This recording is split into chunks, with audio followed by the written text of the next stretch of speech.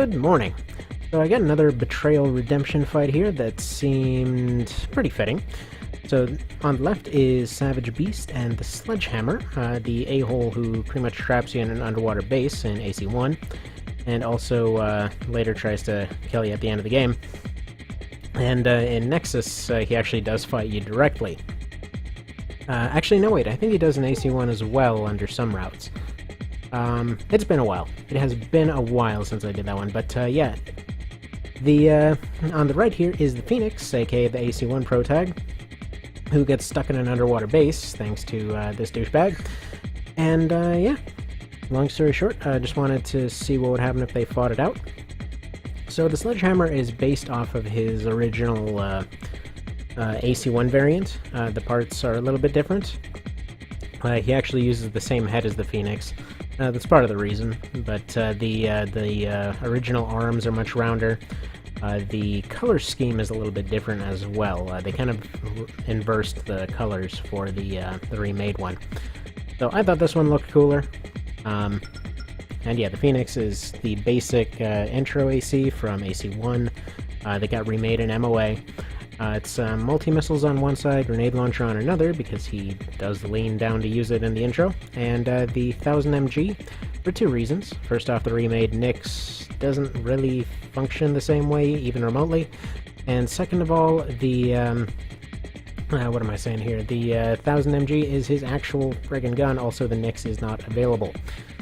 So three reasons, not two. Someday I'll learn to count, but this is not that day. Alright, looks like first fight is in the LSD base. Now let's have lots of trippy effects going on. You know what? I don't even want to fix this. I love the random trippy effects. Alright. So this guy is an absolute just beast of firepower and armor. Whereas the Phoenix here is all about the dodging, moving around, and apparently eating bazooka rounds in the face. What are you doing, guy? His blade was swapped out a little bit. This one just seemed more along the lines of what he would use. As well, it also has that kind of orangey starter blade color, while also, you know, not sucking. Because I believe he uses a tier 2 kind of blade in the original remake, so this is kind of close. Basically, the dagger blade has a high damage per tick, but doesn't have a whole lot of range, so it doesn't end up... it can't do as high as some of the other ones, but it's a pretty solid blade overall. Alright. So far, the Phoenix is winning it. I actually forget the pilot's name right now. Goddamn, might as well just look it up. Man, that professionalism is through the roof. Phoenix! There, Armored Core Phoenix. What is your name? Ernst. Oh wait, crap. That was the guy that Akami just asked to redo. Cool. Well, I accidentally predicted the future. Slightly. Right, I actually thought he was the same guy as, well, I don't actually know if the pilot's different in, yeah, because he's Mr. Keepless or some crap in Last Raven. So yeah, that's a completely different story. Alright, so round 1 goes to the Phoenix. Time for round 2. I mean, this can completely change sides on something as simple as an overheat. Although he does seem to be... Excuse me. Nope. We don't do the same map in a row. Twice in a row, thank you. You need to behave, game. We don't do that sort of crap. Yeah, if it's two, like, straight in a row, I'll go ahead and reset it. If it's... you know, two eventually in a row, like, you know, same one for the first and fifth round or something, I'm not going to change it. But don't want to watch the same thing twice. Man, that thing looks good.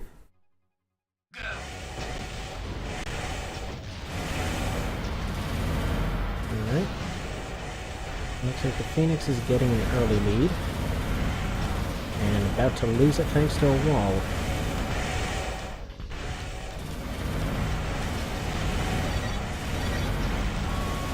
And he, by the way, I tested this, he actually does back off and uses grenade cannon if the fight lasts long enough. He's set up around the 1 minute mark to completely back off, at which point he tends to kneel down and use that cannon like he should.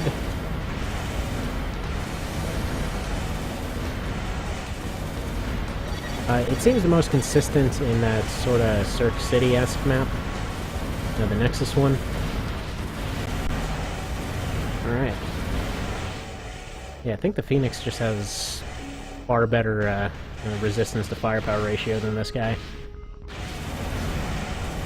He's able to resist the overheat from the bazooka shots, and seems to just be able to tank the small rockets like nothing. Because that's what good midweights do. There we go, so now he's backing off. Come on, sit on the cliff and use that cannon, you know you want to. Yeah, so originally I had him set up with a sort of thing where he would go and, you know, not be able to even use his other weapons, he would just be able to use his cannon. But that left him pretty vulnerable for about 30 seconds. Instead, he just kind of has that one opportunity he has that 1 30-second window to back off and get a few rounds in, get an overheat in, and that's about it.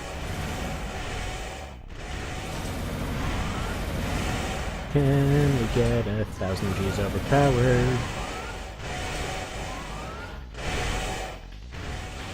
Just I don't know what they were thinking with, well, first of all, I love the idea of an endless machine gun. But it just baffles me what the hell they were thinking with balance on later 3rd gen.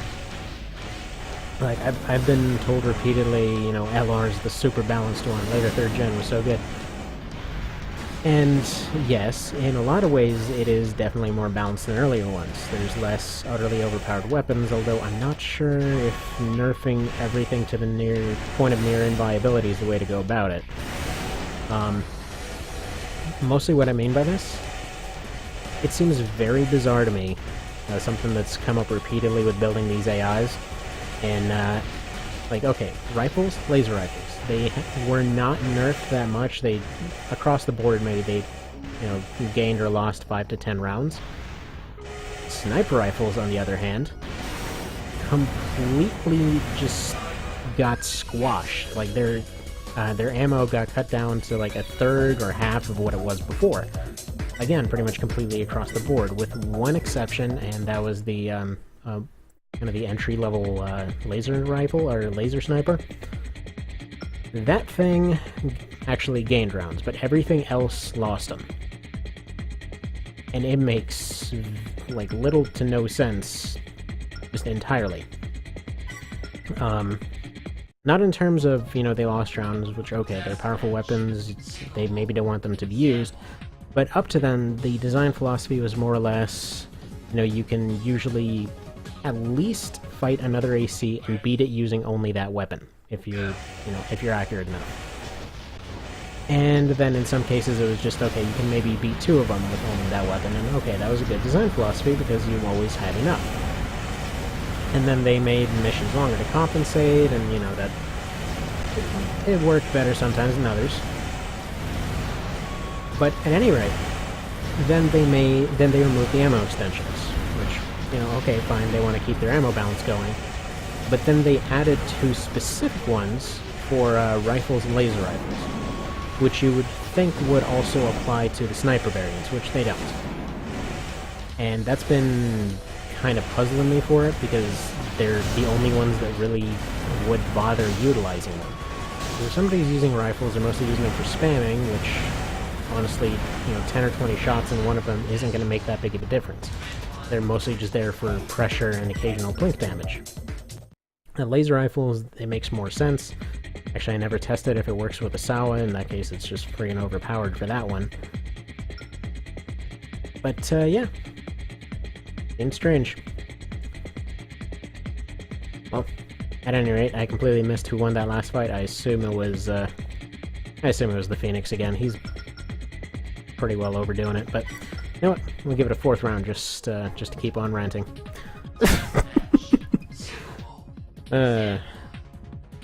Just on the assumption that I'm wrong on that one, and suddenly the Sledgehammer turned it around.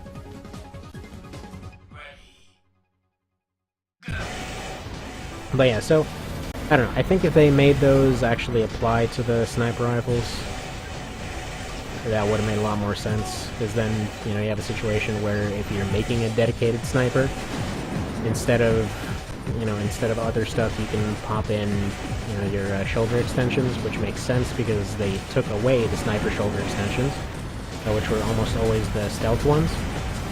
But they basically took those away. They took away the radiator ones, which, I mean, some builds could have used, I guess. But then, yeah, they have those ammo extenders that don't actually do their job. Or don't do what would be a much more useful job for them. I don't know, seems strange. So yeah, in general, snipers have been gratuitously underpowered to the point where I've had to go and give them additional, like, inside weapons and things like that. Actually, I'm planning on going back and redoing a bunch of them with hanger cores so that they can, you know, have pistols or something. Because, you know, what else are you gonna really do? I mean, they hit every single shot, and the other guy has like 3,000 AP left, which, you know, what the hell is that? So yeah, this is, I guess, going to be a victory lab battle. The Phoenix very clearly outclasses this guy. Oh wait, no, he's not right now, actually, he's losing it.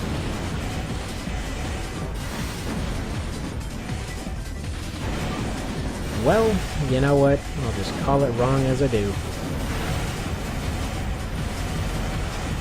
He's got a chance to catch up here.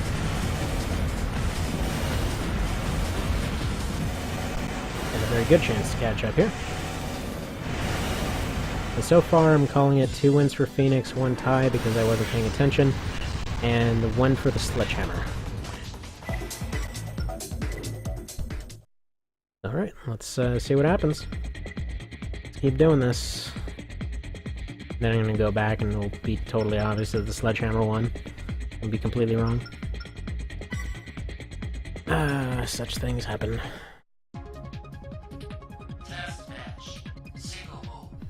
Stand mode or something. I don't know if it's a standard or what. Feels like it does.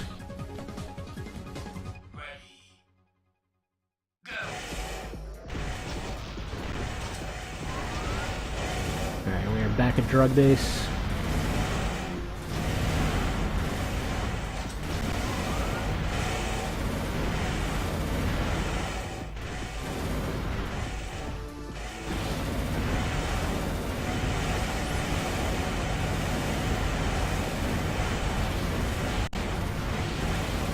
I think I'm gonna have to go back and rewatch this, see who actually won.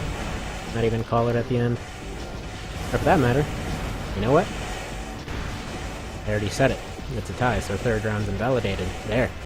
Totally covered my incompetence.